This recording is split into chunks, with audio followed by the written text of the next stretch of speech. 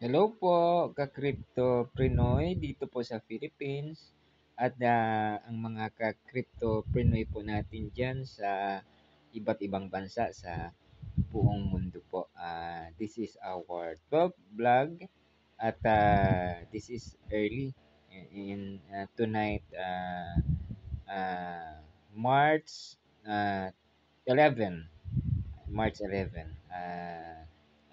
Binabati ko po ang ating pong mga kapatid na Muslim community kasi po if I am not mistaken, this is the first day of their uh, religious event, the Ramadan.